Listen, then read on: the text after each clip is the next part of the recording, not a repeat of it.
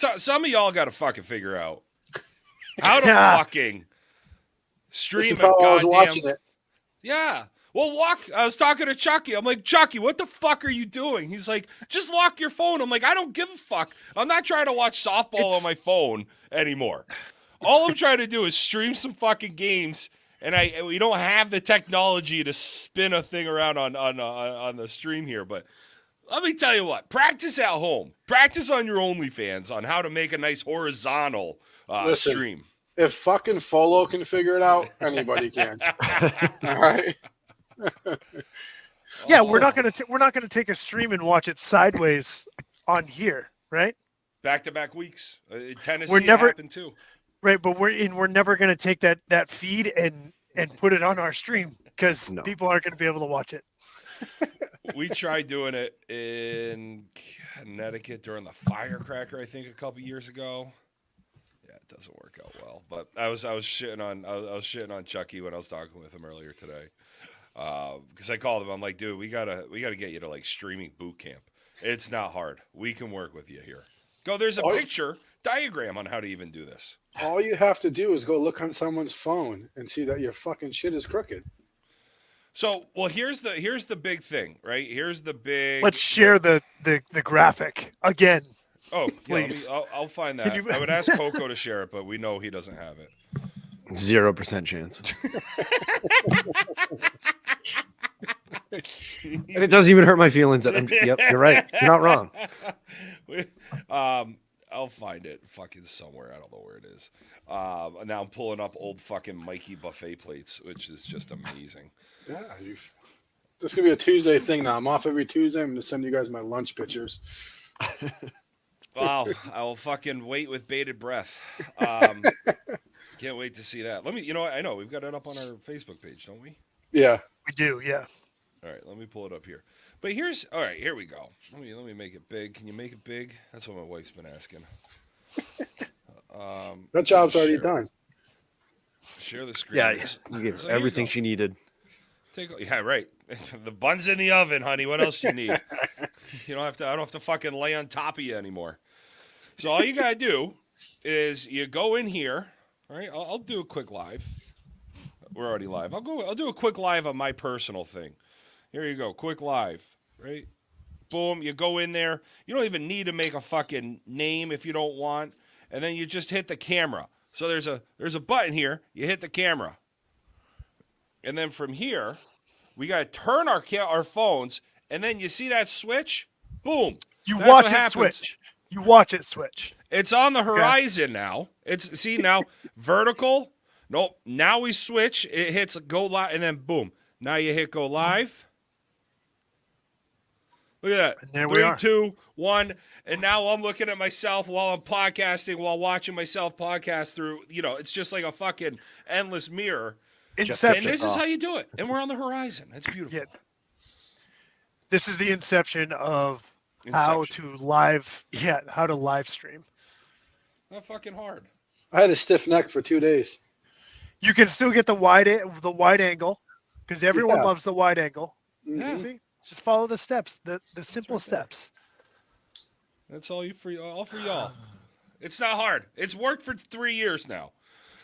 I will give Chucky credit. He has. I'm gonna fucking post that. He has had good streams in the past. I don't know what happened. We're gonna work on some streaming instead of going to BP. We're gonna work on streaming. We're gonna put him on like a time limit. Like, all right, Chucky, we got to get you strapped up to be on the mound. We got to get this phone up on the screen. We got to be horizontal. Let's go. We got 10 seconds to make it happen. Go. I'm gonna put him through the ringer. But if you do it the right way, we have the ability to actually stream during the weekend. So yeah, Sunday would have been good to do some of their later games. I was watching. I could have jumped on and done it. Yeah, they had one inning. I think they put up like 21 or something like that in the championship. Crazy. Bottom of the first. He hit for 34 minutes in the bottom of the first inning. Yeah, so I mean, it's almost a time limit right there. So now we were just talking about the winter wake up. Going into the winter wake up, they already have 2 tournaments under their belt. Mm-hmm. You know what I mean? Like that. I don't know. I know we knock them. I know people knock them, but They were hitting this weekend. They You know look what I good. mean? They look They good. did. They look a lot better than I thought they were going to be. Yep, Yeah, I and totally that's- agree. And And they- I'll tell Chucky. I tell him all the time. Like, I know you guys are on. Me and Chucky. I always like seeing Chucky be successful. He's always been good to me.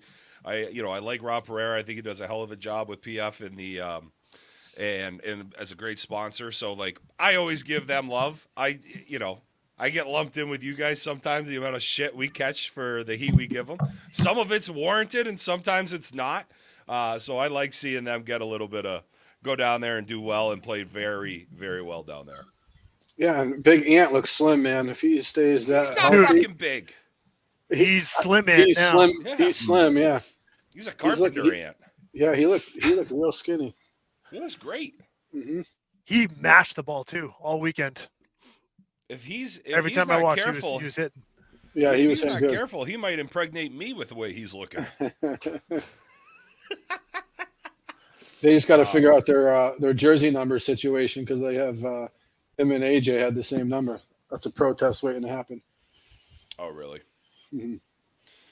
Well, I do know down there they had a little bit of rain delay. They were supposed to be delayed until 4:00 on Friday. Go to like a 5-game guarantee. Then at noon, it got pushed again. So they got into an absolute shit show. But I'm totally surprised that they stayed. I'm sure their flights must have been earlier. I think they changed their flights. And I yes. think a lot of them I think some of them got canceled too. Really? They were That getting, makes yeah. it easy to have to stay. Breeze. Yeah. So they got some guys out. Like some flights got delayed till like 2 a.m. Some guys were out Monday morning. So Hmm. yeah. Yeah, and Chucky said they could have played Saturday. It was a town that made a decision not to let them play. Well, would it be? Well, I guess I was Mhm. gonna say up here, that's obvious because Yeah, we just because they were we don't playing. play at this point. They were playing in the other tournament in North Carolina on Saturday, and it wasn't too far from there. Really? Hmm. Was that the Yeah. Pine Peters Springs or whatever? Peters Creek. Yeah, that's it. Yeah. That was close. Hmm. Yeah, it's interesting, right? It's a 6-game guarantee. Mother Nature, she wins, but she is still undefeated. That's a hard one when it's Sunday and you're trying to make that happen, especially where you have, handful of teams from up north down there. Hmm. That's a tough one. Even like Yeti and the Titans, they had to have changed their flights. I think some of the Yeti guys drove, right? Really? I think so. I don't know. I think Ether and Bryce, I think they were driving, and maybe another guy. I don't know. I saw him in Bryce's truck. Maybe they're just going to the airport, but I don't know. That's icky. Yeah, Sounds fucking horrible. it's like 16 hours. Yeah, it sounds fucking horrible. I've done it a couple times. It doesn't make it sound any better. No, it doesn't. It sucks. You're really turning me on to this. Let me tell you that much. Jesus. And the Titans were still impressive. I mean, they did lose 2 more games than they did in class last year, but they still look like they're going to be perfectly fine and see. They were in every game that they were playing, right? Yep, and they were scoring a shit ton of runs, which is crazy. Yeah, I mean, it looked like it was pretty shit, like not cold there, but it was nice-ish, but probably 50s, 60s. So the scores are going to be higher naturally. Then again, they also did have time limits too, so everyone's swinging for their home runs early in those first 2 or 3 innings, probably. And you could hit the hardcore balls there. So They were hitting the hardcore balls at a 300-foot field. That field didn't look that big. I know Platinum Fire had the short porch mortar balls because they couldn't get hardcore balls, but. Sounds like that might be the last tournament that potentially we could see the hardcore balls at. I think they'll give it a couple tournaments in. But That would be so stupid, though, right? Like it would be so U-trip essentially, just to be like, so what I've heard we is finally found a ball that's fucking sick, and they're like, ban it, get it out of here. So what I heard is that is an old. They used to. I think it was the ISPI Rock. It was an old ball that the company had that they stopped making. That what I heard is Dudley got the patent or found out who was making it before, and they're basically put their cover on that ball. Okay. And it's really, really good. It's good though. It's good for Vieira. So like, Right. why not stay with it? Why not? Mhm. You know what I mean? Like, I don't know. The problem is you can't use a different ball all year, then go to Worlds and use a different ball. You got to be That's right, consistent. Mhm. Unless it's a batch from China or Right. fucking Right. wherever. But they knew China. that. They China. knew that those balls were all bad all year. They knew that shit. Here comes a ball from Singapore with a 3-year-old sewn inside it. Jesus. It's either a big ball or a little Singaporean. Why do you think they're so soft? Yeah, people down here, like when we're using them in league, they're like, "You sure you want to use this ball? The cover's really, really soft." I said, "Oh yeah, give it about 2 batters. You're going to ask us to stop hitting these balls." They're going to be asking for you to throw that Singaporean kid. Oh, all right. Well, fuck me. That was a good old bomb. That was a good bomb. Sometimes you got to lay a bomb every once in a while. I like those squid jerseys. Yeah, I'm wearing it because I'm not going to be able to make it next week. And I'm going to be really sad I'm not getting our new ones because they're fire. Dude, those new ones look fucking sick. I'm going to have to wait until either I can't wait. Tommy ship it to me. Yeah, they're nice. Oh, here we go. Ladies and gentlemen, welcome to Bring It. We got ourselves a new little evening. We got ourselves the big man, Big John Hickey. The USSSA Massachusetts State Director is going to be joining us. Not to mention, he's also a 2024 Hall of Fame inductee for USSSA. I love it. I just love that the introductions for Hickey continue to get longer. You know, 5-time All-Star guest for Bring It. You know, I forgot. I got his name. I got some interesting questions to ask him about a big old state out west. okay. I read Oh, jeez.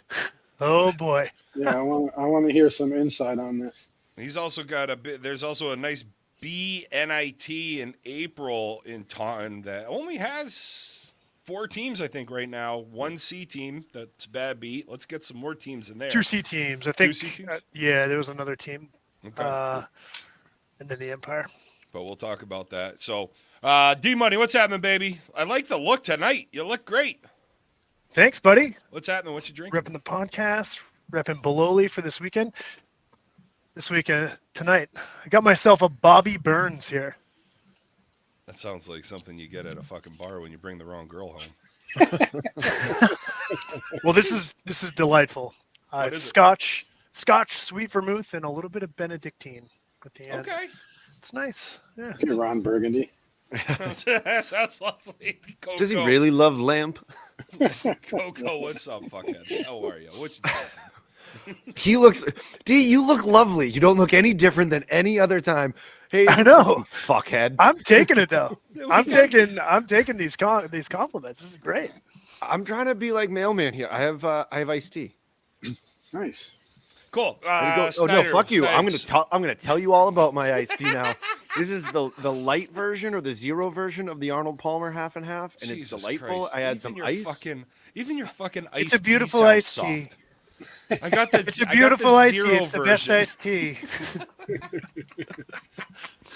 Coco, I love when you wear these hats because you look like you're a fucking 6-year-old wearing your dad's. I am a 6-year-old at this point. Facts. I have a little fucking head. They're all huge. Can you get the goddamn mushroom back for the mustache back for Saturday, please? No, that I need at least 3 months before. Come on, I mean, I'll shave. work just a little bit. I'll leave the mustache. If we have some coffee grinds on the ride down, It's I'll the just year- comb them in. It's supposed to be the year of Coco. Snides, what are we drinking over there, baby? Some sweet tea. Yeah, I was gonna get some alcoholic beverages because I'm off again tomorrow, but I didn't have time to stop. There's always time to Sweet tea. That's such a fantastic choice. I'm so proud of you for doing it. It's the best sweet tea. We looked into it. Oh, Jesus. Well, here he is. We got the man coming back. What is it? Is this our 6th time together? I mean, Jesus, you're just like, you're basically quarterly now. What's happening? John Hickey, how are you, baby? What's going on, boys? How's it going? It's going great, It's man. going. It's great to see It's you. going, Hick. Welcome to the show. Thanks. Welcome Thanks. back. Ooh, big weekend this weekend. I enjoy it. Yeah, absolutely. New England Hall of Fame. We got a great group going in this weekend. we're really excited about it. This is gonna be and there's a lot of teams of distinction to recognize too. We had a good year down at Worlds as well, so we have the typical inductees, as well as now it feels like that back end as well with the teams of distinctions, players of distinctions is starting to grow as well. Yeah.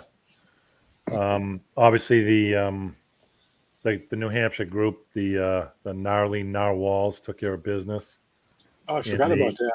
Yeah, in Mansfield, Texas. Mm-hmm. So they won the Midwest. Groggy Frog, the boys from Connecticut, out in the West in Vegas.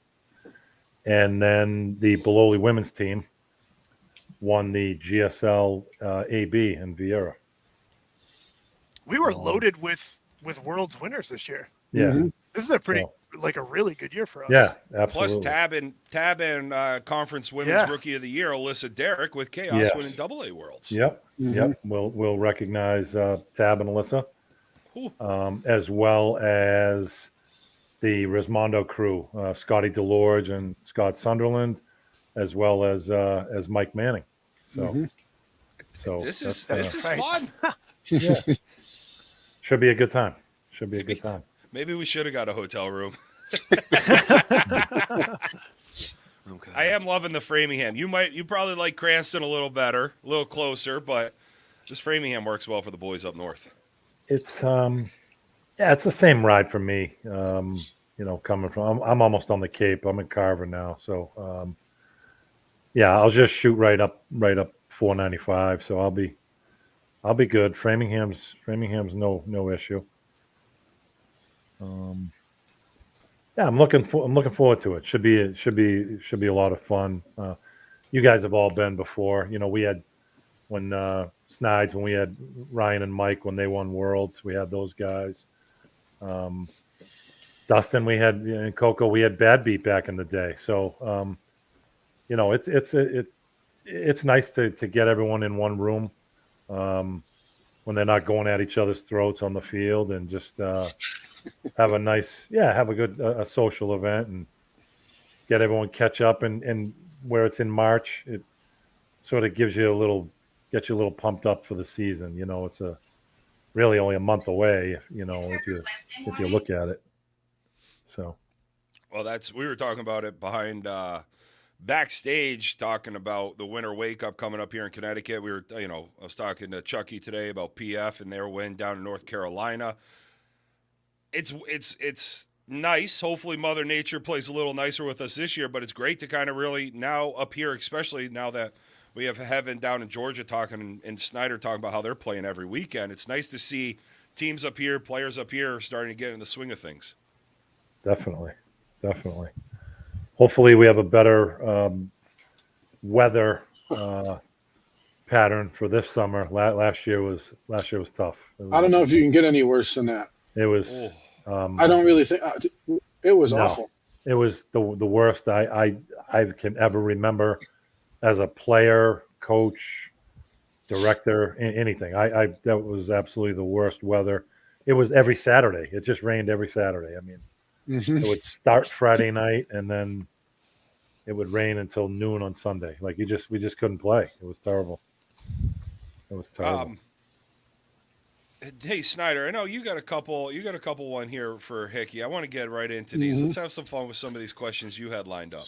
So Hickey, I was reading that Texas is getting looked at or called out for players having multiple player profiles on UChip, and if they don't fix them, they're going to get suspended. And I heard up to 3 years. Yeah. And there's some new lady in charge that's cracking down on all this stuff. So as far as the new woman in charge, Meg Watson is our chief operating officer. And she, prior to July, when she took that position, she had been a consultant with USSSA for 7 or 8 years. She comes from a business and a marketing background. Has been involved with minor league baseball teams, AHL hockey. So she has a background in sports and in business and marketing. She took the position that Brian Wegman had when Brian left. And as far as her cracking down, I think somebody just used her name as saying that she was going to crack down. Ultimately, she's probably not involved in slow pitch decisions on suspensions, or Sean Melvin is still, our national slow pitch director. So how are these guys having double profiles if you have to put your birthday in? So I can put Mike Snyder or Michael Snyder. Right. Okay. And so if basically prior to 2018, the manager typed in the name. Right. So I still see, even in Massachusetts, people that played prior to 2018 with multiple profiles, and it's incumbent upon us as directors to get that corrected. And we don't have the physical capability, we don't have the permissions to do that like online. It has to go through the national office. There's only a couple of people with permissions that can combine profiles. So we send emails into the national office, and then they'll combine the profile. And just from a coach's standpoint too, it's like I definitely most likely made 2 different profiles for one of my players, because there's Josh and Joshua. You know what I mean? It's not something that I was trying to do. It's just something that happened because I typed in one name or another. That happens to me sometimes because there's 2 Mike Snyders in Connecticut. Yes, that's another issue. Yeah, there's another Mike Snyder in Connecticut. Yeah. So then you go to date of birth. What I can tell you is that, yes, people have created false profiles on purpose. Absolutely. Give the wrong date of birth. And then there's another profile.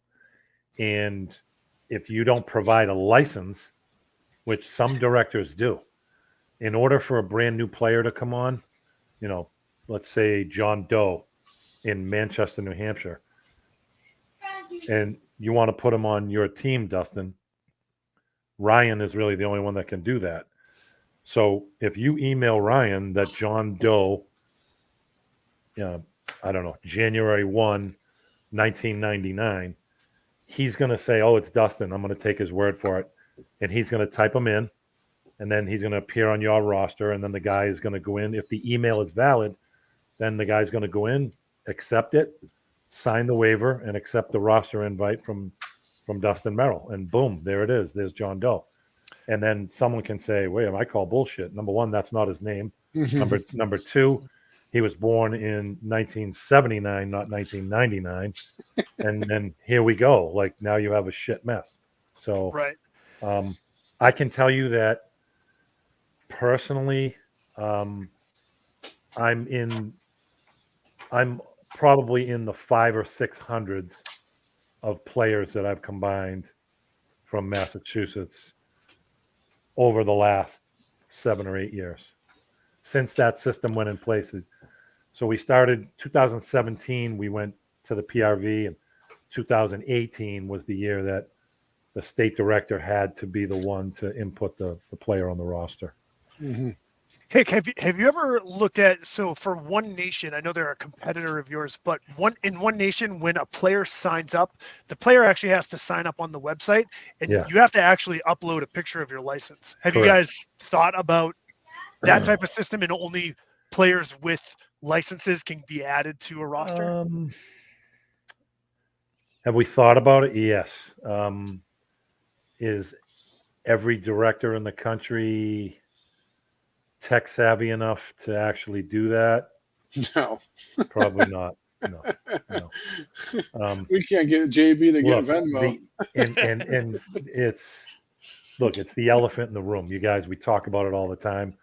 I don't have a defense for it. It's a business. Mm-hmm. It's a business, and people make money, and some people make a lot of money.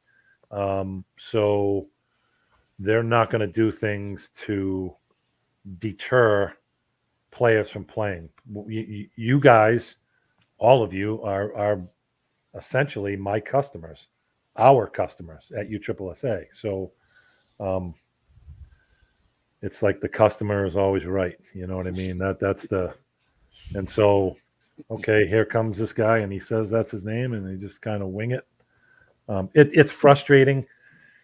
You guys know I'm OCD and I'm the bad guy and the Hitler of softball because Never I heard check that, rosters and I mean, I hear whatever. everybody that loves far. you. You've never done Mussolini. anything wrong. and Mussolini or Even Stalin. me. That a boy, Coco. Give me one of those guys. But anyway, like my credibility is worth 10 times $1. You know what I'm saying? Like my word is the only thing I have. Like, so I'm not going to make a bunch of money in Massachusetts. I don't have a complex to play at. It's just not, there's a million other things to do. I'm never going to get rich from softball and our expenses. And, I'll give you an example, like umpire rates. We pay the highest umpire rates in the country, flat out, bar none. I go to the convention, we talk about it. Like we have the highest paid umpire rates in the country. Well, the Northeast. And the field expenses and, Yeah. So you're gonna laugh at that. So umpires down here get $20. They get $40 a game. And what our leagues cost? They just sent out a thing for our next league. It's $250. So if you play 16 games, you add that $20 a game into it. It's fucking so cheap, dude. I don't get it. I don't get it. I don't know how. Like I was telling them that in Connecticut, it's anywhere for $800 to $1,200 for a league, and they were like, "I'm not paying it." They said they wouldn't play. I don't. Well, that's the thing. Evans always that's saying pretty... when he jumps on here, he's like, "Why the fuck do you guys pay so much up there and you get points for Worlds and that's it?" It's like, well, it's the Northeast. My shitty house here is worth $500K. My $500K. It's not worth it. Like everything up here is expensive. Yes, definitely. Other thing, Hickey, I don't know if you can talk on this yet, but what's the truth about these hardcore balls? I'm going to be honest with you. I am in the dark on the hardcore ball. Yeah. I have no idea what's going to happen. I'm not really in the loop. I'm not in on the conference meetings. You won't see him in Taunton. I'll tell you that. Show up in an E-tournament and they're swinging hardcores. I've been saying for months now, if it lasts 3 or 4 tournaments in the conference, it had a good run because there are. Yeah. Do you remember playing with the ISPI Rocks? Do you remember those things? Oh yeah. Remember how that's what it is. That's what it is. That's got to be what it is. So that ISPS that rock reminds me of the senior ball, right? That they use. So it's composite. The core is obviously rock hard. Yep. But guys get a false sense of security because they pick the ball up, and it's soft to the touch. That composite leather. So you feel like you can squish it, and then you pitch it, you throw it in there, and someone just whistles one by your ear, and you're like, "Oh boy." Yeah. So that's what I've heard. I heard something like they lost the patent and Dudley took it over, or Dudley knew the guy who was making them and they stopped making them. So they put their own, they did their own thing with them. Yeah, it's possible. I did not. I'm not in the loop on the balls to be straight with you. Yeah. Not a bad. I still like for us. I thought the Classic M was okay. Obviously, when it's 90 degrees, it's a pillow. But to me, even the Pro M is too much. Like for all the field, like for Taunton, for Merrimack, even the Plex, like fields 3, 4, and 5. Like, I mean, 1 and 2, okay. The with the higher, I guess 3 has a high fence too. But 4 and 5, the ball's flying out of there. I think a Pro M. I think a Pro M's too much. It's a 44. 375. That's like similar to the ASA ball. So, and that they're obviously their bats are not to the same specs as our bats. So I think it's too much. But funny. Florida, you know what I mean? 90 degrees. So it don't matter, man. Those hardcores were flying out of the stadium last year at the AA. Flying at the AA. Well, but that's the thing right there. If you're down at the Plex and you hit it with those balls, if you're playing on those two lower fields, you're saying shit like this sucks. So if you're going up against a team that doesn't control their swings well, awesome. You can get into the outs or the IEs pretty quick. Mhm. Whereas if you're up top, we hear it all the time in the Northeast. That's a double at the Plex. Yeah. That's Right. And I heard that they were going to get rid of those double fences. Why? Really? Baseball. Oh, Just That's have a the top, terrible idea. have the second half in baseball as a home run. There's going to be I so know. many balls lost. oh, Yeah. man, That's what I heard spilling around the complex last year. I So hope far, not. you're not on point yet with these rumors. So hopefully it sits like that. Let's fix some of the turf spots before we Oh, take God. fences down. Turf, fix the lights, bro. The lights are the worst lights in the world. Martel says hello. Dude, that field 3 at night is rough. Yeah. Mhm. Is it? Yeah. Yeah. That's the one that faces down at the bubble, right? Yeah. Nope. No. No, Nope. that's the one that Oh, is faces it- the woods. The woods. The one next to the batting Yeah. cages. hmm How many, like even in Taunton, how many balls are you losing? Like, let's say we buy 10 dozen for a day in Taunton. How many balls are you losing throughout that day? So 3 dozen? in the op, in what level are you Well, talking let's go. about? Let's go C and above. Okay, so I'll tell you, for the Bologna last year, we opened 14 dozen. Sounds about right. 14 dozen. Mhm. For and again, you new guys know I take the heat on the D and the E because I use the Classic Plus. Number one, it's a lower level tournament. You shouldn't be blasting balls 350, 375. And secondly, I don't charge for the balls. I actually pay. You guys see those guys that I pay that go out and get them. And with the swamp out there, I don't want the ball going 400 because then it's in the Mhm. water and they can't get it. So I'll probably open 3 dozen in a D or an E tournament.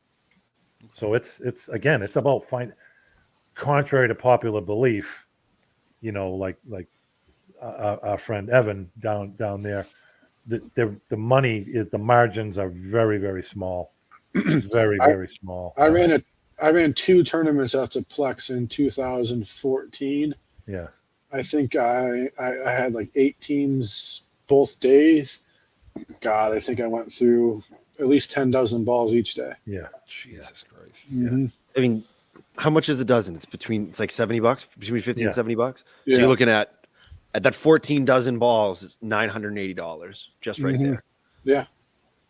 Yeah. And then the bats on top of it. That's why it's best, and that's why I'm glad that JB did it. I was harping on for years: buy your own balls, bring your own balls. People were complaining about the balls. You don't hear it anymore. If you don't have any balls, that's on you. Yeah. That was the big thing at the Plex, and now with him going to buy your own balls, bring your own balls, it's been so much less worry about the balls Right. than anything. Right. Hick, what are you looking forward to this season? This is something, especially in your eyes, where you're over the national scene, local scene, you're all over the place. What are you looking forward to with softball this year? Or what would you like to see? I guess it's a 2-parter. What are you looking forward to, and what would you like to see change this year? I'm looking forward to the women's program again. I've seen a little bit of movement roster wise, and a couple of new teams, and I see some teams signing up early. So I'm excited about that again. And truth be told, I was a little bitter last year. So about the participation. So I'm back excited about the women's game. And as far as, I mean, I said it earlier, just weather for everyone in the Northeast. I just hope we get to play. That's all. I just want people to have fun. I've said it to you guys a million times. I think like a player.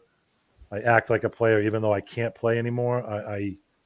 That's what I think first. Like if I was playing, what do I want? And the bottom line is you want to have fun. You want to be competitive and have everyone on an even playing field. So those are my goals every year. The bottom line is that I want people to enjoy the day at the park, and so I do my very best to make sure that they have fun.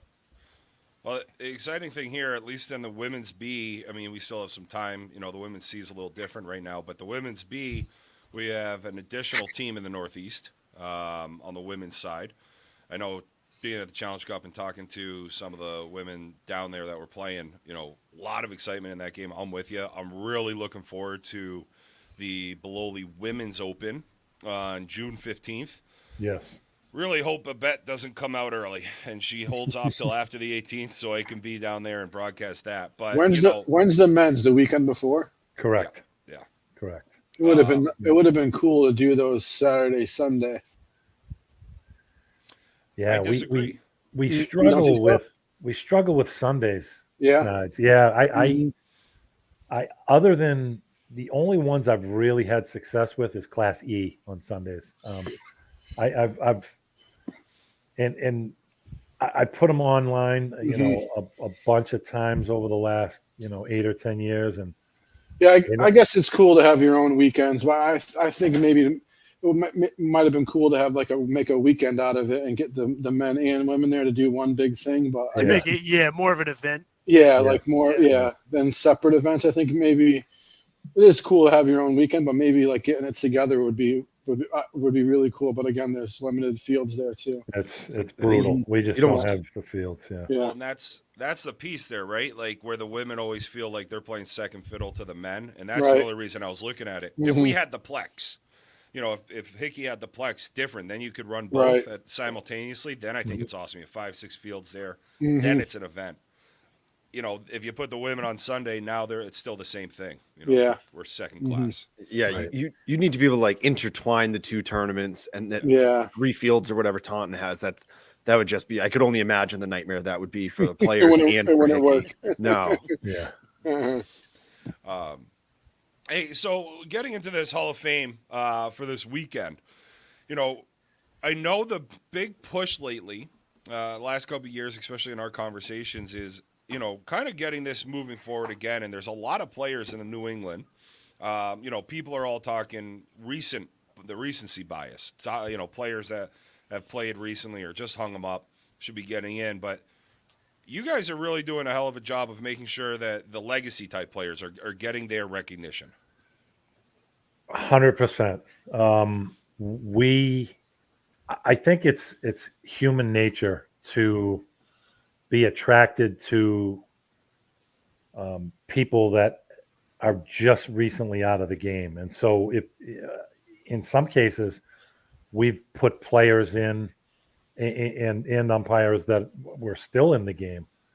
And so we've made a concentrated effort to really comb through history, so to speak, and identify people that we missed that belong in the Hall of Fame. So in the case this year of the 2 male players, like Stevie Riley and Andy Sanzaro are like, when you guys read the program and you read where they played, who they played with, you're gonna shit. Sanzaro is a name that I've heard since I was a little kid in Connecticut. Yes, yeah.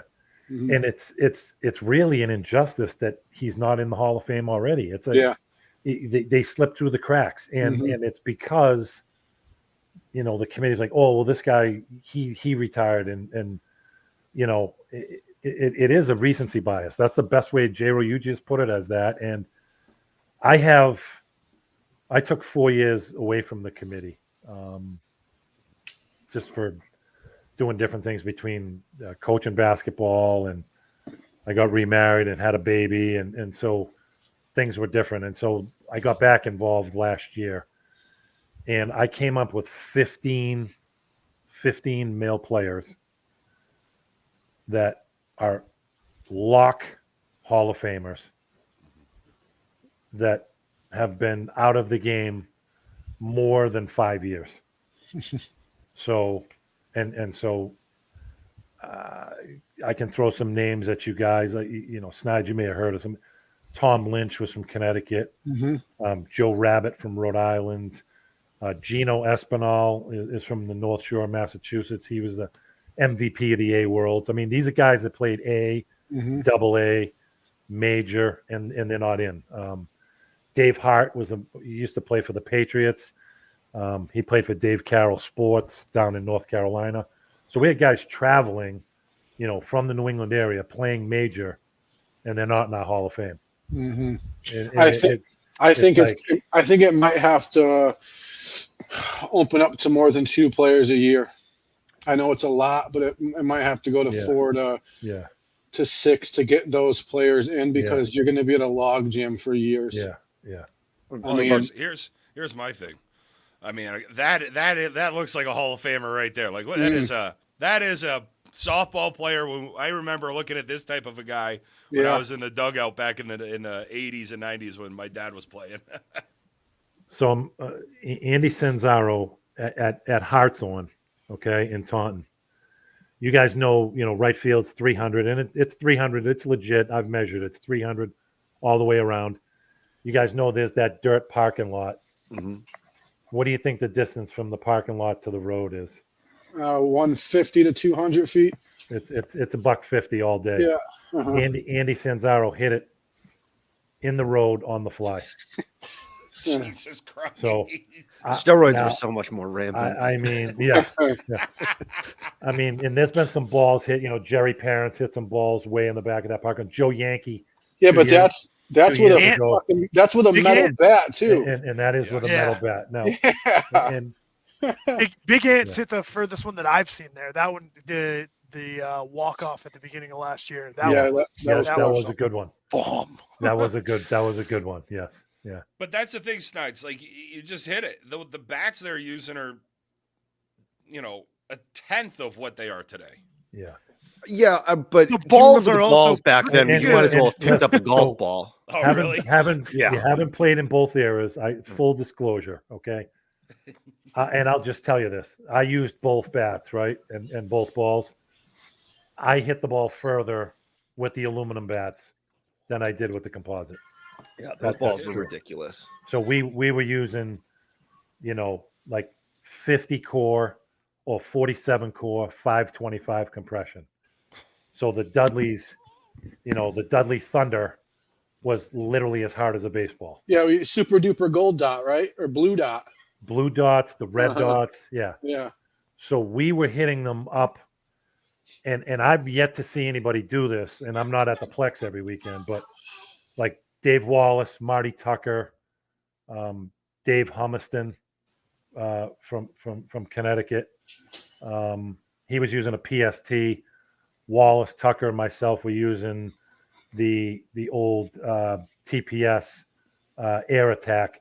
We were hitting them on fields 1 and 2 up on top of the cliff, like all the way up on top, not into the cliffs, but literally up over the ledge. The ball didn't roll back down, like on the top. So I haven't seen anybody hit them up there with a composite bat. So the ball is so much different, is so much more restricted now, the balls that you guys play. Even, put it this way, and Coco said like a golf ball, but that it's harder than a stadium ball. Mm-hmm. A stadium ball is softer than what we used with the aluminum bats. You used to bounce that shit on the ground, and it would go 30 feet in the air. Absolutely. Absolutely. And they were playing 4-man infields, and the pitchers weren't wearing anything. Nothing. Barely shorts. Nothing. Yes. Right. Jockstrap. Yes. Barely shorts. Yeah. Ball nut huggers. Right. Yeah. That's why the auger was a pitcher back in those days. Speedo. The best part, I think, of the Hall of Fame dinner, besides people's speeches and hearing they're coming up, is how excited people get at the end to hear who's coming in the next year. Mm-hmm. Yeah, that's cool. It is. I think they kind of rush it at the end. I think they should either do it at a different time or not. Like, I feel like at the end it's always rushed. Like everyone's getting ready to leave, and they're like, "Oh, this is who's in next year." Yeah, you know what I mean? Mm-hmm. All right, we'll make it a point. I will have John Hart. That's good, and this is good. This is good feedback for us. Because I didn't hear half the people last year. You don't hear it, right? Because everybody's leaving. Yeah. So one of the things when you have a big crowd and people get restless at the end, and speech after speech after speech, and when the thing is, when it gets beyond 3-4 hours, people get restless, and when it's over, they want to dive out of there. They want to get out of there. So I'm not going to say it's going to be earlier. It still will be at the end. But what I'm going to ask him to see if he can pause a second and just maybe just put a little more bass in his voice, and Yeah, because our first year we were out trying to get ready to grab people coming out, and we didn't even know, and that's when we missed it. So last year we made a point to really pay attention and listen and hear who was coming. So once you've been there, but you're right, like that's really cool, because then you get to see a lot of the times the people going in, usually there's one or two still there. Correct. That's going to be nominated for next year, which is awesome. It's a long-standing tradition with the New England Hall of Fame to announce it at the very end of the banquet. Like it's like the highlight of the climax. Maybe they can have J-Ro go out there and announce them. Everyone will hear it. Everyone in the hotel will hear it. Ladies and gentlemen, next year's class is. Yeah. Yep. No, but we have. I just had the list up here. One of my favorite umps, and was great to see him down the Challenge Cup too. Cal going in this year. Absolutely. Which is awesome. I'm just trying to pull. He's it a stud. Cal's got the best strike zone in the Northeast. As much as people want to get on him, he has the true strike zone down. He's very, very consistent. Obviously he's he hustles. His uniform is impeccable. Like he's take the picture and put him up. This is what we want. This is what we want them to look like. The shoes are shined, and like he looks the part, and he acts the part, and he's a very, very good umpire. And you can approach him. He's got that great approachability too. Like he knows he owns the game in the sense of lets it go. He's very professional. Like he doesn't really like interact with the player all that much. Right, He's there to work. Right. It was nice down at the Challenge Cup. He did our game against Ohio, and I was coming up, and he's like, "Come on, man, let's go." He knows that's the first time I've ever heard everybody.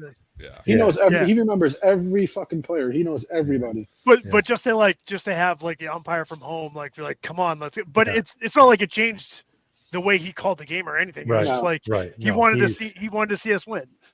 Yep. It's funny. We laugh now. Like I when I pitched, obviously I threw everything flat and fast, and I would scream at him, and he would just never change it. Like he didn't. I was an assistant state director back then, and I'm like, "Come on, Cal," and he just laugh at me, and he's like, "Heck, you're not getting that pitch." No matter how much you bitch and moan about it, you're not getting it. So, Dustin, I've got a story. I've got some stories where I threw Cal off his game when he was in the field. And I was over for first, and I was doing some of my antics. Yeah, you're the exception. Okay? I had some of my college heyday stories going. We'll just say that during the game. He's just great. What you're getting with him. I think you mentioned you can speak to him. Don't be disrespectful to him, and he'll let you say your piece. Absolutely. And he'll respond with okay.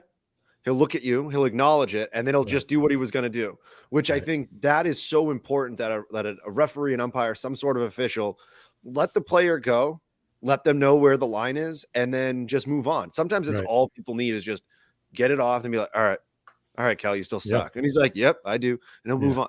He's good about things. Definitely. Coco, who has been on this podcast now for 3.5 years, doesn't know 4 players. He couldn't name 4 players off this podcast. Knows Cal perfectly. Yeah. But outside, that's all he needs for this year, baby. All he needs to know is all the umpires. The year of Coco. That's all it is. Coach Coco is coming in hot. Someone's got to do it. Well, Daryl Mickey's going in as well from Hartford, Connecticut umpire, and he does all the finals down at the Plex. That's Paulie Garcia's right-hand man is Daryl, and he's a good umpire. He's one of my instructors this weekend at the umpires clinic, as is Cal.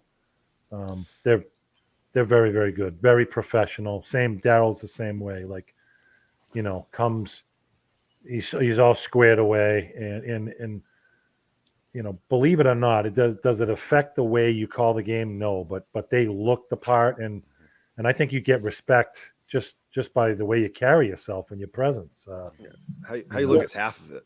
I'm glad JB brought back the umpires stuff in Connecticut. It's been a couple of years since he's done it. He had a clinic in Torrington. I think he's doing one in Vernon again.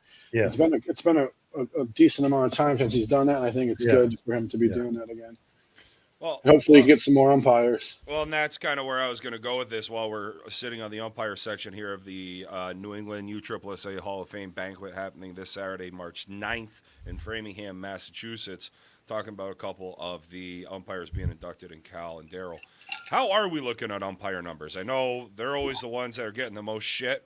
We're still brutal. We're not growing. No. Yeah, I know Connecticut's tough, man. I know it's and that's probably better than some of the states.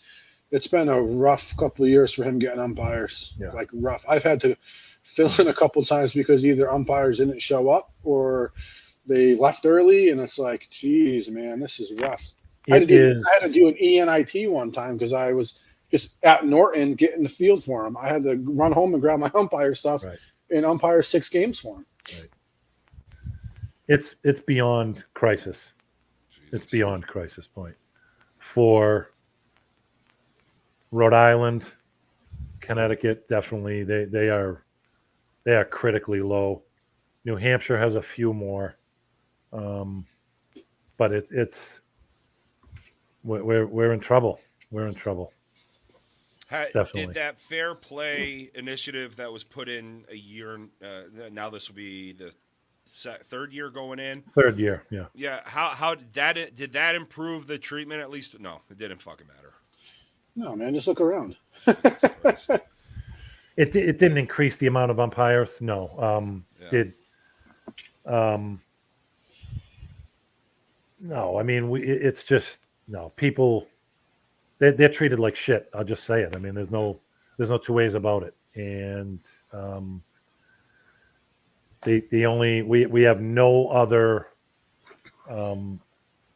no other way to control it other than to suspend people. So, and we have, but it doesn't matter. It's like it's not enough of a deterrent. People they just don't care. That's society. They just don't. Yeah. There is no respect for fellow humans. None. Zero. Well, Zero. Shit, if you're gonna at least umpire, get into the women's game because those women games are always fun to watch. They're respectful. You don't have to put up with half the bullshit they have to put up with some of these rec guys in league or. Dude, tournaments are the worst. I wanted to leave. This dude's like, "Have you ever played before?" He's kept covering the mound with dirt, cover. Every inning I walk out there and I clean it off. I said, "Listen, you do it again, I'm going to throw you out." He goes, "You ever played before?" I said, "Never touched a glove in my life." You did the one more. You did the just do it one more time thing. Yeah. That's like the number one rule not to do as an umpire. The guys that were playing were laughing because they knew who I was. They were from New York and they're laughing. And I finally said to the dude, I said, "Hey man, like you can be less of a dick. Just play the game." Yeah. I want to see you call Dustin a dick while you're umpiring. So I haven't umpired in 2 years. I don't like it, man. I know, but why would you? I don't mind. It's just I don't like dealing with the people. Like I mean, everyone thinks they have the right answer. I got in an argument with a guy down here who was umpiring, who called. So the runner from second, came around third, hesitated. Our shortstop threw the ball home. Our catcher tagged him out by 20 feet. You know what the umpire called? Interference for blocking the plate. I said, "Bro, blocking the plate, it wasn't a play at the plate." He goes, "He blocked the plate." I said, "So the catcher can't make a play on the runner?" He said, "No, he blocked the play." I said, "You're wrong." And he argued with me for like 15, 20 minutes. I said, "There was no play at the plate. If there was a play at the plate, sure. But the dude was out by 20 feet. Like he's not. There's no obstruction. He's out. It almost cost us the game." Well, I think And that's that umpire kinda, never came back. and that's kind of the thing is I'm thinking in my head right now. I'm going through all the umpires I've ever been on the field with, and it's much lower than the four of you. There's maybe a handful that I can count on my one hand that really want to control the game that I never want to see on a field. The rest of them, and think like that's probably another what 50, 60, 70. I could care less. Obviously you have the guy that you love, the guys that you love that just control the game. You love being on the field with them. They can do no wrong. Even if they make the wrong call, you can approach them the right way. Yeah. But there's very few, and it's unfortunate because those aren't necessarily the ones that are disappearing. It's the ones that we all love. It's the guys that we want on the field are all disappearing. That have had enough, right? Yeah. That young kid is he from New Hampshire? He runs the sober stuff. He's Chris Foster. Foster. Fantastic. Mhm. Fantastic. Yeah. And Dynamite. he knows the rules. Yes, he does. So yeah, he's good. Dynamite. Every time we have him, I'm like, good, we're gonna have a good game. Yep. We got a couple guys up here, and I'll give some love to the New Hampshire guys, and they're both in the comments. And Ralph Triplett and Chris Yeah, Foster. Ralph's good. Yeah, They've Ralph's good gotten too. love down at the Challenge Cup and Worlds down there, so it's nice to see. But it's you don't see many young guys coming up, and even you do, if you see a young guy, he's maybe one weekend, maybe two, and you never see him again. That's good. Down in Florida, I feel like every time I'm watching the Worlds games, it feels like they have younger umpires. They have really old umpires and really young umpires. There's that woman that's there the last handful of years, and then this year they look like a 17-year-old. You were down there. That's Younger it. You were you. there. That was weird. Me. Yeah, it looked exactly like you. Good looking guy. Oh, who was? I think I'm talking to Bailey now. He's going to the umpires clinic because he went to the thing in Torrington. It was just kind of like it was like a recruiting umpires, and he said that they said to go to the clinic. He's going to the clinic. I know SST is not playing as much this year because I don't even think they're going to be able to go to World. So, but he's been wanting to umpire. He umpires in his local league, and he's been wanting to do it. So Yeah. I mean, the thing is if you can get in with a league where you can do 3 games in one night, like that's a decent night, right? Yeah. Yeah. Like you get to watch softball. You're calling the game, and I did it for 2 years, and I didn't even know all the rules. Like you can just pretty much, do your best, give your best. Yeah. You know what I mean? Right. It's not everyone's going to yell at you, Right. but you do have to like getting yelled at to do it. A little It's bit. interesting. I'm seeing coming in the comments here in Georgia and South Carolina. It looks like more and more players have wanted to umpire to help the great game, and that's what it's going to take. And I think I don't know what the answer is. I think it's just being involved and be willing. One of the issues we have, J-Ro, in the Northeast is that a lot of our umpires still play.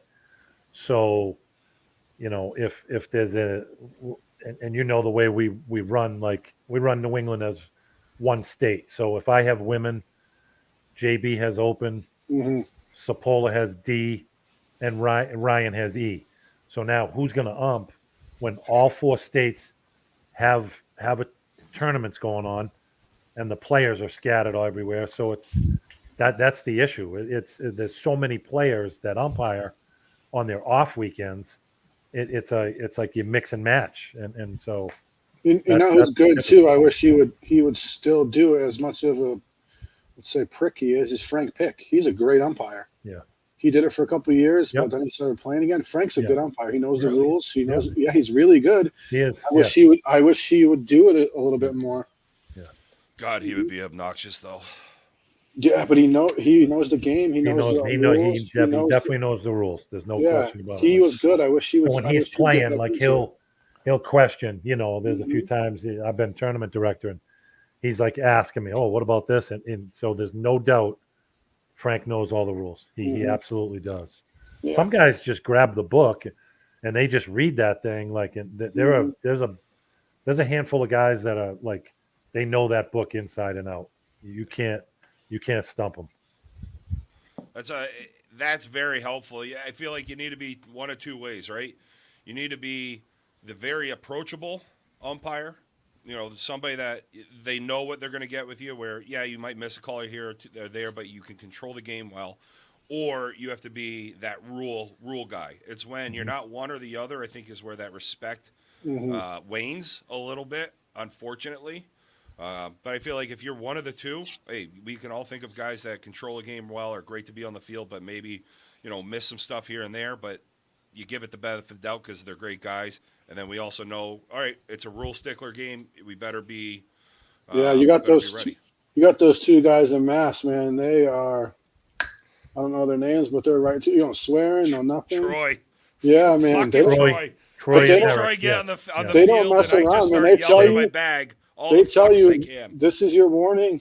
I'm not giving you another one. Right. I think in the below league, I saw him throw 6 dudes out in 2 games. They did throw a couple out. I know that Yeah. for sure. Mhm.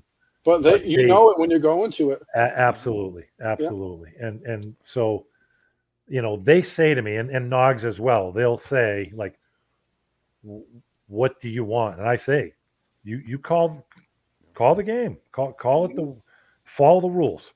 If you follow the rules, nobody can say, you were leaning this way or leaning that way, or you let this guy just call it the way it is in the book. Mhm. And they do. And so that's, I use those guys. Obviously you guys know, I use those. I have core guys, Troy, Eric, Cal, Noggs, Chris Carr, Armin Rebello, Tyler Fiumara. I have, Ricky Souza from Rhode Island comes and helps us. Like, we have guys that I call every weekend because I know exactly what they're going to do. And that they are an extension of me, really. Again, it's, you have to look at it in business perspective, and you want to put your very best product on the field. So, well, you just mentioned a name there that I think made a really big impression, at least, with me getting to know him last year, and younger umpire with Tyler. Yeah, Tyler's good. Hanging around with Chris and being there, and man, he had the PF below league game at the Open, and I was behind the plate, and I said, "Yep, what the fuck is going on?" Yeah. Yes, and he did a great job with it. he did. He still plays too, right? Yeah, he plays a little bit. Yeah, not as much as he used to, but he was in Connecticut a decent amount of time. Yeah, too. yes, great dude. Yeah. But no, it's interesting. I hope we can get it kind of growing. But a couple other people going into the Hall of Fame this weekend. We talked about the men's players with Stephen Riley and Andy Sanzaro.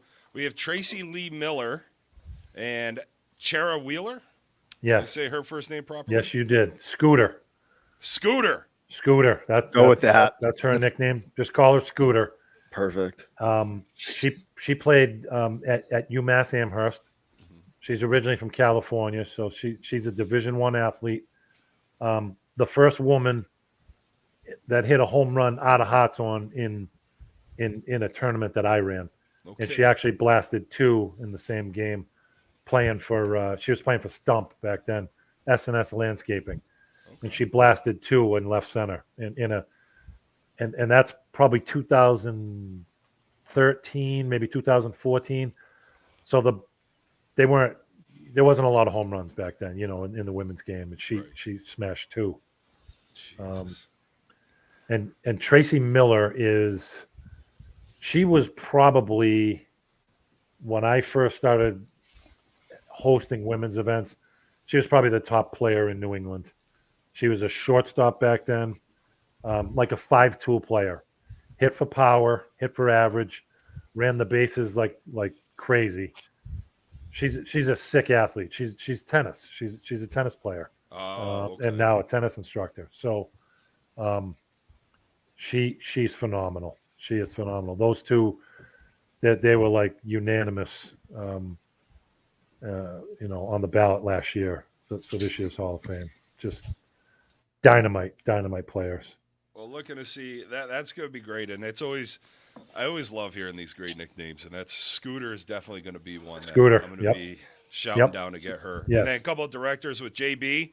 Good to see the Connecticut director, John Brandt, getting in there, and then George Feria. George, basically was my mentor. George is from Taunton, and he ran the league at Hartshorn for, I don't know, probably 25 years, forever. He flipped home plate So they used to hit the other way on the front field. So the home plate was out where center field is. They used to hit that way. And then he built the backfield. Holy shit. Yeah. Yeah. So he had a huge impact to Yeah. massive impact. And he brought women's softball. He brought the women's softball league. That was like the first women's U-Trip league in the area. And he brought it, on the South Shore. The only other league we had was in Quincy, Ginny Trainer's League. They've been U-Trip since the turn of time, but Taunton down on the on the South Coast in Mass, and George built that field basically for the women. No kidding. Yep. Well, that's great. Yep. It's great that he's getting in then, Yeah. because that's a huge impact on the game for sure. Yep. And JB, sorry, I cut you off, J-Ro. I was saying JB, I nominated JB because JB's been a tireless worker.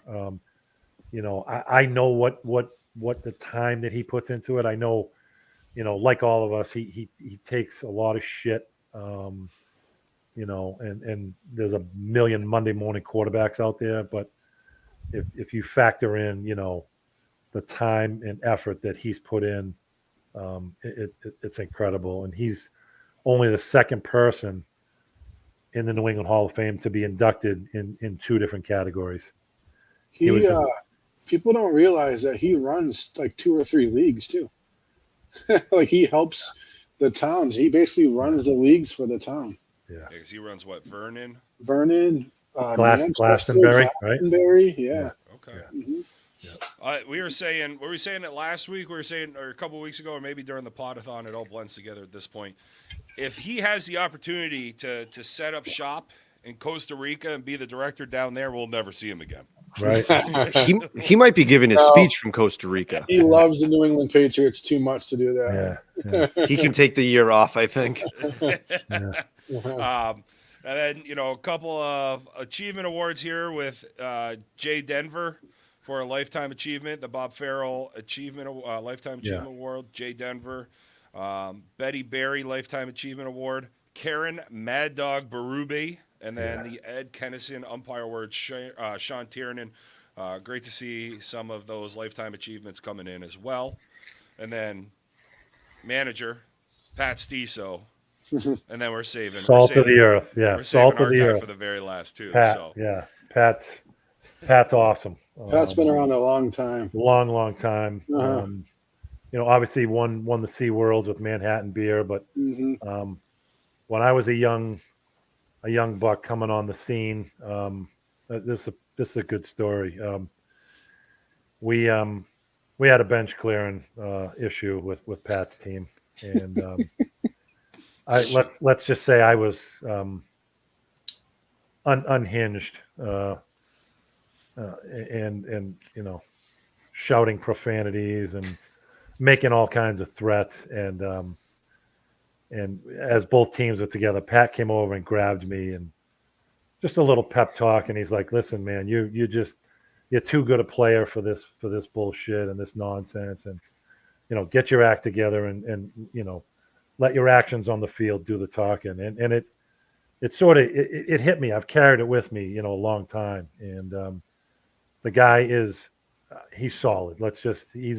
He's a man's man. And well, I went down with Keith's team down to the duel last year. I just got a glimpse of what another team looks like. Yeah. And Pat was kind of the guy who he's talking with every player. Yeah. You know what I mean? I was talking to a couple of their guys. He calls them throughout the year. Mm-hmm. You know what I mean? Right, Throughout the off season. Hey, what's going on? He's always in that constant communication. Yeah. I could tell. I was like, this is why he deserves this award. I mean, he 100%. keeps the team together. Yeah. He sat with Connor the whole time in the hospital. Yeah, he did. Didn't even change out of his uniform. He went right to the hospital with him. Yeah. He's a family guy, family first. Like what the term I use for Pat is he's a leader of men. That's what I say. If I want to, it sounds like a cliche, he's a leader of men. That's what Pat is. And I love the guy. Like he's. I never got to play for him, but I wish I did. Battled many times against him, and I just have the utmost respect for the guy. I think he was the first one of the first people we talked to when we got a certain letter from nobody that you're associated with, Hick. Yeah. And then lastly, for the sponsor going in is our guy Keith Bloley, and how much Keith it means to us and the amount of help he's helped help our growth over the years as well. So love to see Keith getting this recognition as well. I do. Yeah. I mean, like you guys, he's what he's done for, his dad's tournament. I mean, and truth be told, I came up with the Andy below Keith. I didn't even really ask permission from Keith or Kirk or Scott or any of the family. I did it just to honor his dad, and he just showed up I hadn't spoken to Keith in like 10 years, and he was sponsoring Jay Ariel's team, and he just showed up and like he's like, "Hey, what are you giving the winner?" I'm like, "Nothing, trophy," and he just peeled off a wad of cash, and he's like, "Hey, give this to the winner." And I was like, "Are you serious?" And he's like, "Yeah." Like, he's like, "I appreciate you doing this for my dad." And, obviously you guys know where it's gone since, with soliciting the sponsors to have the event free, the last couple of years. And, and he's got a lot of work ahead of him for this year because we plan on doing it for the women as well.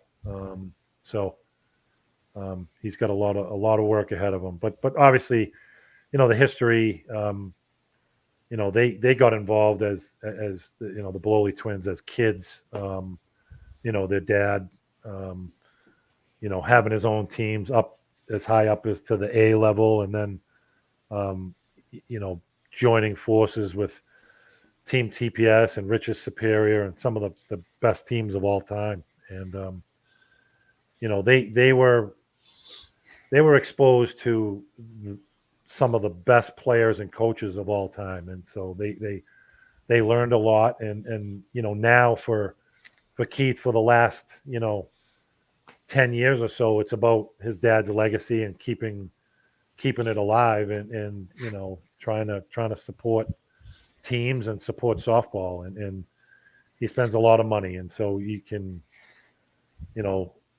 love him or hate him, you can't knock, like, I say that about all the sponsors. You can't knock what they do. I mean, Travis Resmondo has a list of haters, and you won't find anybody that's put more money into softball than him, or Dan Smith. And, there's people all across the country that, Tommy Formosa from Classic Glass, and Snide sees these people, on a every weekend basis in the conference. It's incredible how much money these people have put into softball over the years. The Bloley family certainly has put in their fair share. Got a chance for a class ring. Yeah, right. Yeah, right. Yeah, it's crazy. Do you Snides? You won yours recently. Like, do you know? Do I know where they are? Where are they? They're in my fucking sock drawer. Yeah. Yeah. So grabs a sock, puts that on, and finishes himself off. Puts the ring back. It's not. I mean, they're cool. They're nice. It's not about. I mean, my kids are gonna get them. Mine never came out of my sock drawer. Yeah. I've never worn it. I've never worn it. It's never been on my finger. I wore them to the Hall of Fame thing the last couple of years. That's the only place you could wear it. Right. Yeah, right. that's it. So I never had, Mm-hmm. I never had it on my finger. It was in my sock drawer for 10 or 12 years. Then it went in a box, and I've moved a couple times since. So it's in a box somewhere. Like, but I think that's where mine is. Mine is in a box. It's just it's one of those things. It's mine's with to-go bag. It's not the ring. Like, yeah. And I mean, in the one that we got for when we won it with Keith is really, really nice. Yeah. It's in the same spot as my other ones. Right. Meanwhile, J-Ro got one given to him from a different team, and he knows exactly where it is and usually wears it. I mean, right fucking here. Yeah, I love my Chaos Lady. So I was there, J-Ro, when Freddie, I was you walked right over to me and showed me that thing. That was awesome by Freddie, man. That was that really was. that was huge, man. Yeah. What a cool dude. That's It awesome. was, it's, and you're right. Like if this wasn't from them, I would be, probably mine would be It'll the be same different. with yours, Yeah, right? yeah. Like this is different. It's but no, I'm looking forward to it. So Saturday night, starting at 6 p.m. is the cocktail hour in Framingham, Massachusetts, the New England USSSA Hall of Fame induction. We will be live starting, who knows, 5:30 probably. I'm hoping to be out of work in time to enjoy some of this. To join us? Yeah, I'll be there from far. Yeah. He'll be in the car just broadcasting with us. I enjoy the dinner, man. I wish I could come. I mean, especially with Keith getting in and him sponsoring my team that one year and everything he's done. But it's just so. I mean, it's just life. Life returns into life, But if you guys are going to do as much as you can, I'm going to be there and with you enjoying it. And this is the fun part too, right? Like, so we have all the inductees. Then you have all the players and teams of distinction. And then you just have the people that come and show up every year too. So it's a fun way to get back and see a lot of people real quick and have some bullshit and have some laughs. I didn't, to tell you the truth, I didn't really know there was something like this until 3 years ago when you guys asked me to come. I had no clue. I would have came every year. I love softball. I love hearing people's stories. I like seeing because I didn't get to see a lot of the people, traveling. I mean, I didn't really know about it until 3 years ago. And it was something like if I knew, I would have gone every year. Yeah. Mm-hmm. Yeah, it's going to be a fun one. Hey, Hick, Coco's got a little something for you. I do. I have two things for him now. I have two things. One of them, you had a diatribe about how people today don't care about other people, and you wrapped it up by saying, "So I'm out there and I'm wanting to fight every guy that's around me. I'm glaring at everybody." I'm like, I wrote a note. I'm like, wait a minute. I also said that I think when you're on, I feel like if I say something, you're going to yell at me like Dad, and that's why I just go. No way, Coco. You're my guy. You're my guy. I know. Coco. I need to have faith. I do have like one. You. I would say that you double Dustin tonight in terms of input. I mean, Dustin's been the quiet one tonight. Whoa! I really been? Oh, yeah. Because I got shit from heaven, and I'm so quiet. I'm like Dustin said. Everyone just treats me like they're J-Ro, and that is special for him. So I do. It's because I love you. That's why I want to slap you around a little bit. That's what my dad said growing up, too. So I have one, and it comes because, it comes as a backstory, but MFK, Pop-Tart flavors, brown sugar cinnamon, s'mores, strawberry. You've got to have one the rest of your life. You got to have one more time, and you're never having one again. I'm ready. That is the number one selling and number two selling Pop-Tart. Okay, so without question, brown sugar is I'm gonna marry brown sugar. That is that is all day long. Yes. It's not even it's not even someone who finally agrees with me. Oh my God, brown sugar all day long. You want to be in agreement with Mike Snyder with his fucking awful food. Yes. Absolutely. I just said I'm afraid of you like my father, and I still, that disgusted me enough. I said, I fucking hate you. Oh my God. I'm feeling Hickey's role here. We might have the three the same. Oh my God, I love it. And then I'm rolling with for the one shot deal, the strawberry, and winner. And I'm killing the s'mores. Winner. Yeah. Look at Dustin. Look at Dustin right now. I'm marrying s'mores. No. 100%. The s'mores is actually overrated. Oh, stop it! Get out of here with your Hickey, you're out of your mind. Get out of here with your cinnamon and brown sugar. Listen. Come on. You guys remember 3 years ago I weighed 375 pounds. Like I am a Pop-Tart king. Like, I mean, blueberry, cookie and cream. I've had them all, man. I've had them all 10 times over. Like, brown sugar kills. Oh my God, it kills it. Oh my God, yeah. Brown sugar was the only one I was allowed to have growing up. I don't think I've had a s'mores in the last 10 years I don't think I've had a Pop-Tart in the last 10 years that wasn't a s'mores. That's your problem. So anytime I'm like, I want a Pop-Tart, I'm like, it's s'mores. Brown sugar. And That's then my Same girl. pack from 10 years ago. So we've been going on this. We've been doing this in our house. You know, pregnant wife, she is fucking loving sugar. So she's big on the ice cream and Pop-Tarts right now. So we got the s'mores versus brown sugar. She had never had it toasted before until this year. Any of them? What? Any of them? Or she's yelling. She's yelling at it. Yeah. So she never had a Pop-Tart toasted before until a month ago. So, I don't like them toasted. But then Shocking. the s'mores is better than brown sugar. I don't like toasted. chocolate. I don't like chocolate. Oh God, Jesus Christ! Of course. But hey, you probably get him a masturbate cabbage to your left Pop-Tart? hand. This is a new conversation. Yeah, which Pop-Tart he's in. Hick, I mean, I gotta tell you, I do respect the strawberry fucking the strawberry, because if you are marrying brown sugar s'mores, you need to have something change it up. Like you can't go from s'mores to brown sugar to s'mores. You got to go with the strawberry. I think the strawberry's okay, but you don't want to go back to back with those. S'mores all day. The strawberry was the top selling one, if I remember correctly. Correct. Cinnamon, brown sugar cinnamon is the second selling Pop-Tart. Strawberry's the OG though. That's like that's the original. Yeah, that is a Pop-Tart, right? That's a Pop-Tart. Right, Yeah. right. S'mores is Well, definitely the way to go. I did a lot better on this. The last time MFK, I didn't know what 2 out of the 3 things were. So, yeah, there was a wonton and like something else, and J-Ro's like, "What are you talking about?" And I I was know what the other thing was too. It was I some was like, sandwich, I right? don't know what the fuck he's talking about. Like, I don't even know what the fuck is that. Like, Cocoa. We're getting a lot of sometimes brown gets a little sugar. unique. We're getting a lot of brown sugar in the comments too. is so, it all old people? Yeah, No. well, it's Yeah, crazy. yeah. It's all you guys. There are actually some people that have never commented on this entire Coming podcast out- before. Yeah, they're coming out of the Yeah. woodwork saying brown sugar. I think Hick paid these people I to did. be on the show. I did. All the skinny guys from down in the South Shore there and down out towards the Cape are all of a sudden commenting just to back up him. Right.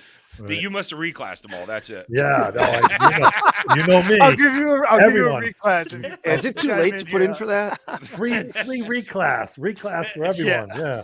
I Texas- wouldn't even do it for brown. No, I would not want the reclass if I had to say brown sugar is the best one. Oh, man. Texas is getting Yeah, money for reclasses. Hickey's getting Pop-Tarts mailed to his house. Shit. Well, Hick, Allegedly. appreciate everything you do. We absolutely love you. Thanks for joining Absolutely. us on the Podathon. Thanks for coming again on the podcast. You're the fucking best. We love you, bud. You guys, look forward to see you Saturday. Before I take off, unbelievable job on the 24-hour podcast.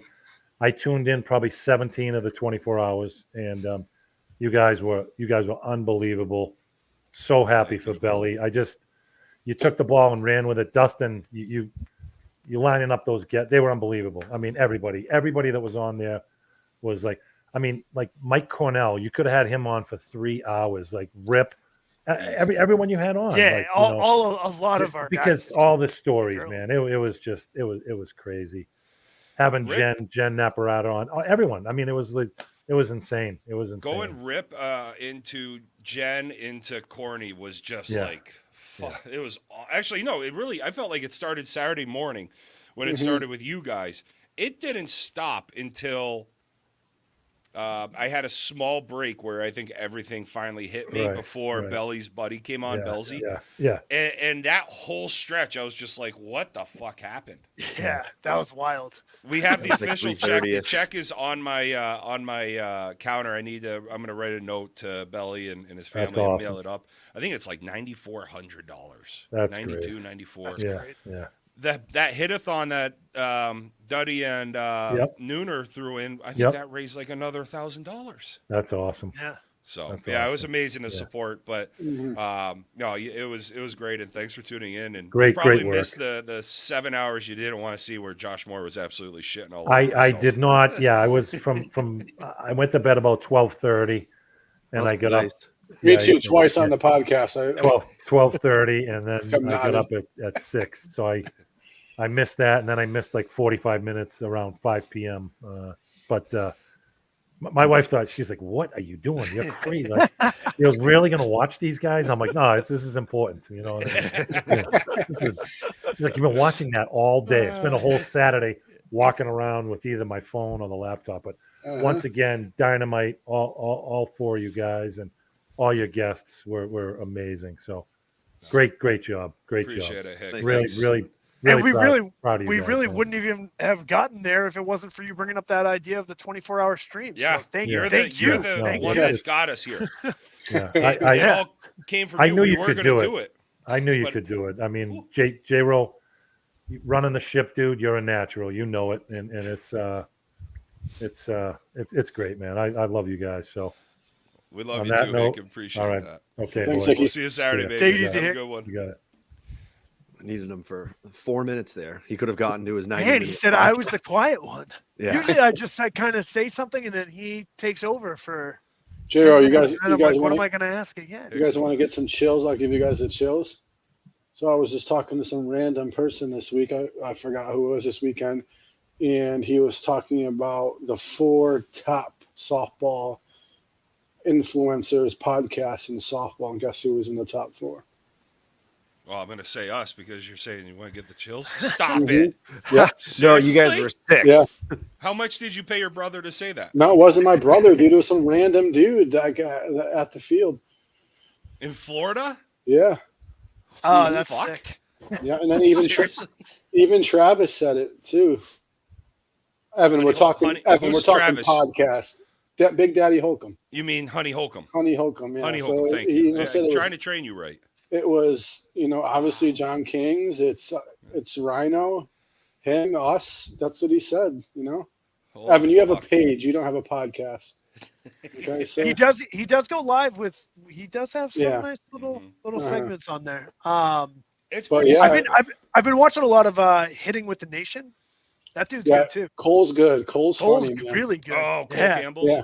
yeah. Yeah, he's funny. He does some like He's got some good shit. joking shit.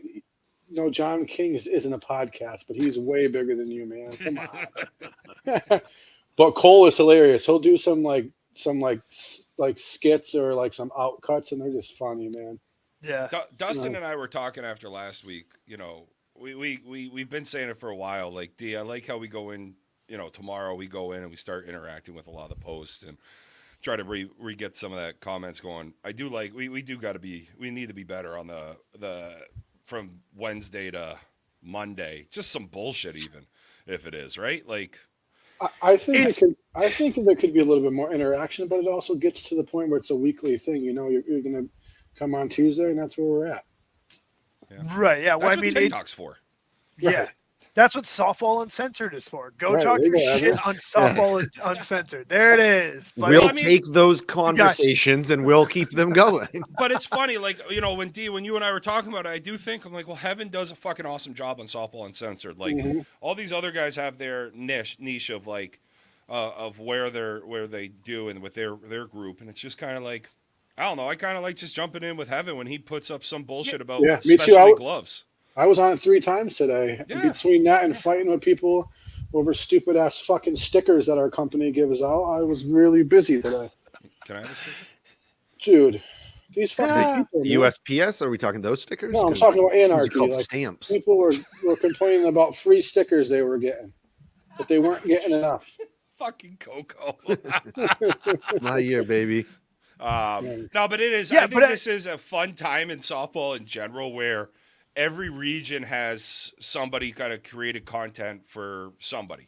Mm-hmm. That was the most fucking bullshit statement I've made in a while. I sound like a fucking job description right now. You'll be doing this and anything else I fucking tell you. Welcome to the post office. Yeah.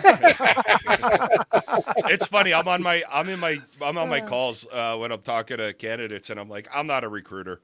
I go, I don't fucking read job descriptions. I hate them. And people are just like, what? Like, I'll tell you everything else. You can read it. We're not doing story time. They're stupid. Yeah. Job descriptions suck.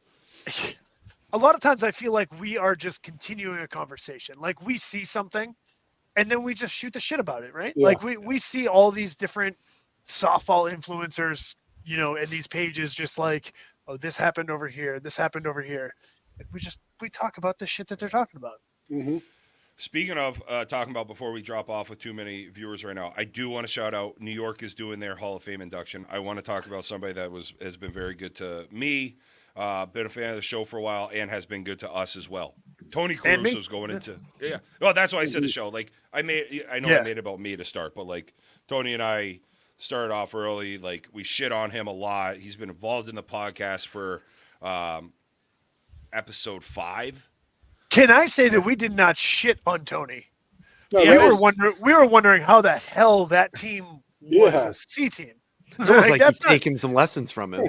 Oh yeah. I don't know what happened, but my goodness. But congratulations to Tony Caruso going and being inducted, and Stowe as well. Both Tony's a big guy up there, man, in that area. Tony's the fucking man. He's. I mean, I'm not going to compare him to Scott Delords, but he's the Scott Delords of that area for those players. I mean, he doesn't sponsor like nationally and like Scott does, but he's the Scott Delords of that area for those guys. Obviously Rick was that too, but he is that guy for those players up there. Well, you have Shifty that brought so much of that to that, but then Tony, was also doing it in that next level, and he tried doing it with the B, and that's not fucking cheap. Like no.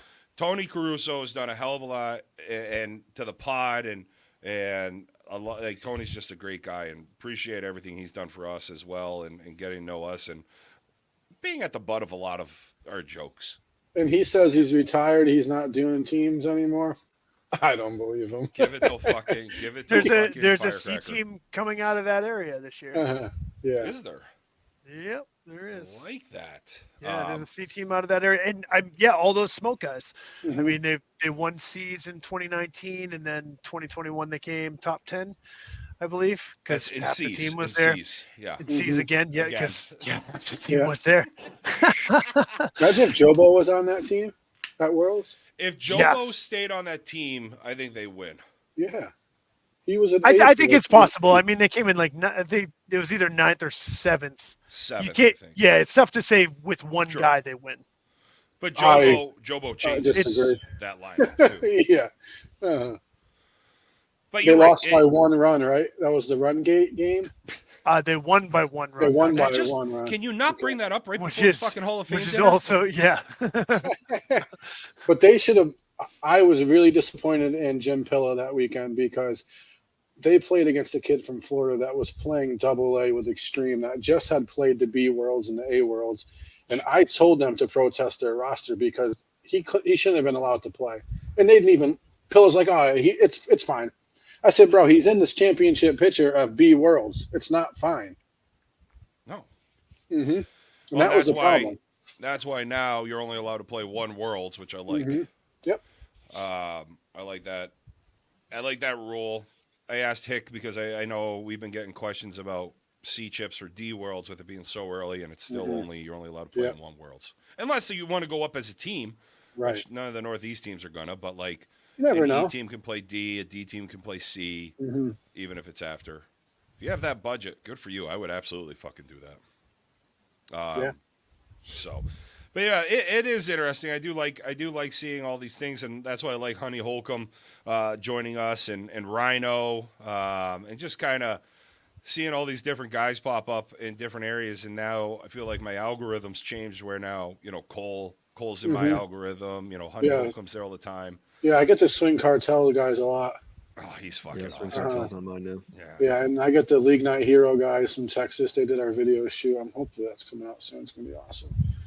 I get those guys. Oh, hey, we haven't fucking talked about that.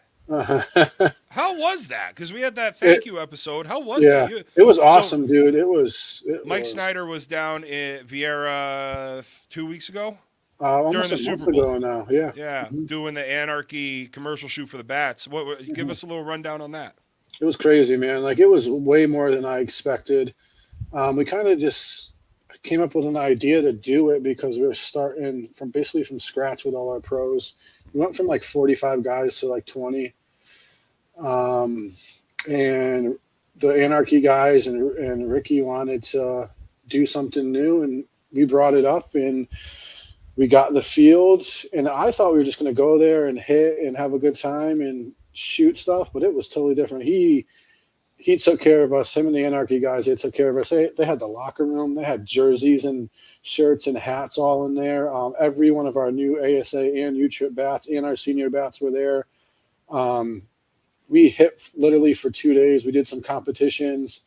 We did a home run derby. We did like a target practice. We did we did a couple other things. We did a race, which the old man, I should have won. I thought it was one race, but it was best out of 3. I was gas. I toasted everyone the first race.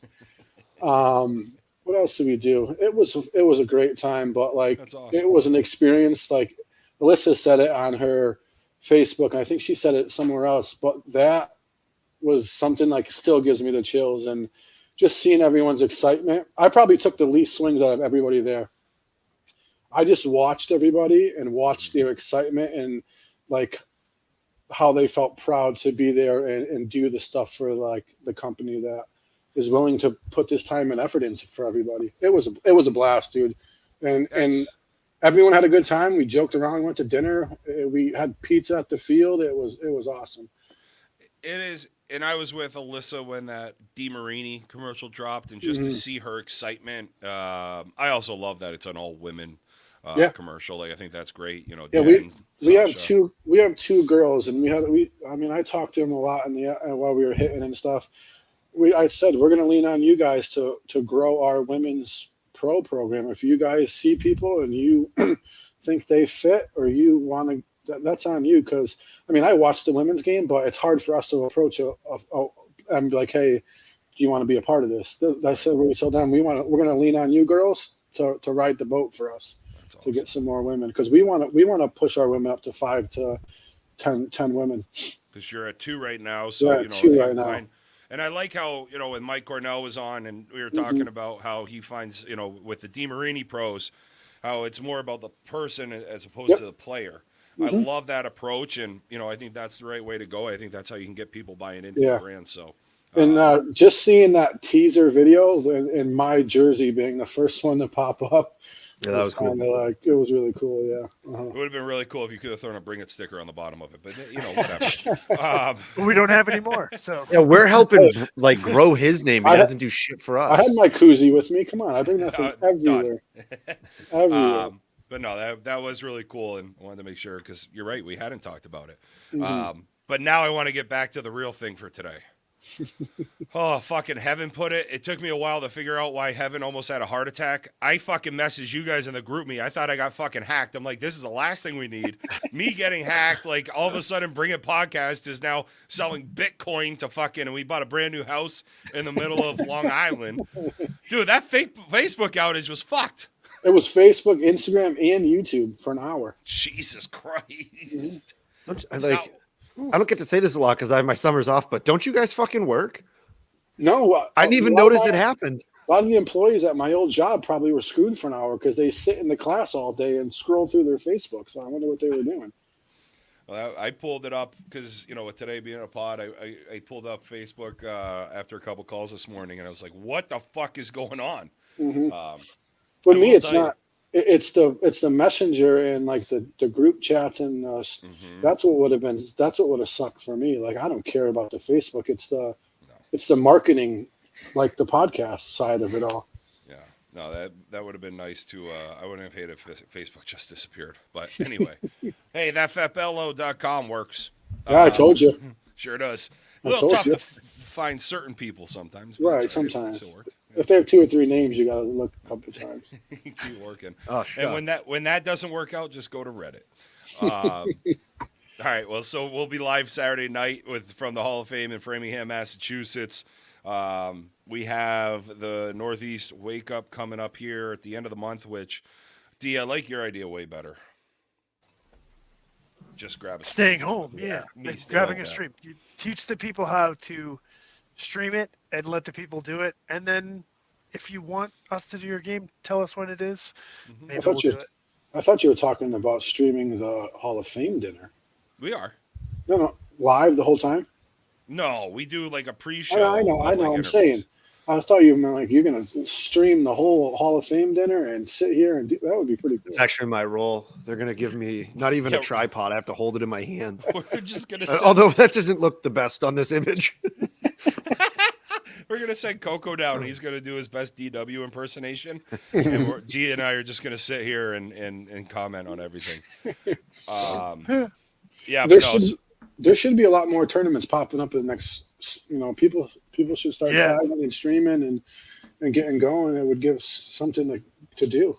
Well, and here's the thing: it doesn't just have to be Northeast teams now. Mm-hmm. Like I know that's where our concentration of audience is, but like. Hell, Fishhead, we'll stream those games. Fucking, I would love Heaven to have some of his games streamed. I would fucking shit all over them.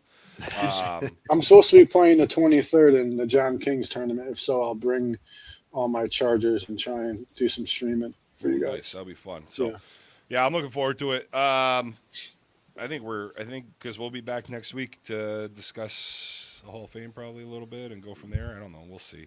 Play by ear. Well, hey, before we jump off, I need preview. Huh? We got ASA in Connecticut next Saturday. Oh yeah, I do have I have a fuzzy little tiny bracket that I saw today. I was like, when are we playing? You didn't get to see the first one, bro. The first one was way worse. It didn't have D-Mars in it. It had us in it with no games being played. Perfect. Oh, jeez. Paper champ. That was awful. Love that. Well, anyway, thanks for tuning in, everybody, tonight. We'll see you guys. We'll fucking see you sometime. D and J-Ro, you never gave me your full set before we get off. Oh, I have more strawberry, the other one. Okay. Oh, the best one last. Yeah, I'm fine with that. Jerry, the same? Yeah, I'm the same because I want that little. I thought I made that pretty clear. S'mores is what I'm marrying because it's the fucking best. Strawberry because I'm going to change it up, and then I'm going to fucking kill the brown sugar, even though it's delicious. It doesn't add the change of pace between the s'mores to brown sugar if you go s'mores to strawberry. So, all right. Although I did see Heaven said throw a little butter on the back of s'mores. But he's in the middle of intermittent fasting. Like if he wants to be smaller, he can't be throwing butter on the Pop-Tarts. I'm doing that now too, and I'm telling you what, that shit works. I told you guys, I mistakenly do it every day for work. I've lost. Snyder eats 2 hash browns in the morning, and then he eats later in the afternoon. Yeah, I'm down nothing to do with calorie deficit. It's the fasting. Doing some streaming as well, so we'll have some streams. Snyder, I think you're just not going to gain weight. Yeah, I think I'm up to 17 pounds now. Dude, that's crazy. And you just eat fucking crazy. I have to get the raw cashews too. I'm going to order some on Amazon. That's what seals it. The raw cashews really go to close the weight loss. Publix is expensive as fuck, dude. It's bougie. Yeah, no, the internet's what do you go cheap. to fucking like Safeway? No, I go to Winn-Dixie. All right. Well, hey, in a couple weeks we'll talk about this, but a couple weeks we'll probably take a Tuesday off. I'm gonna be, well, maybe not. No, there's fucking 4 of us. We only take a week off. I'm gonna be down in Georgia. I'm gonna be down in Savannah for a little baby moon. Ooh, nice. So if anybody wants to take a little BP in Savannah, I'm sure Amanda would love that. What's the baby? Amanda and the ghost. What do you do? What's that?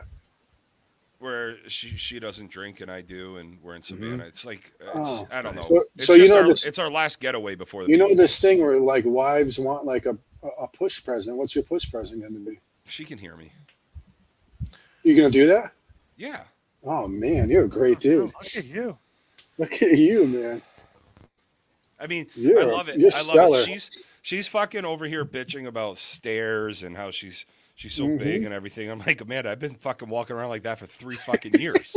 Like, yeah, they're supposed to have sympathy weight, not like fuck you. I've been doing this for years. Weight. You're doing good if you're losing weight because usually during pregnancies the guy gains weight too.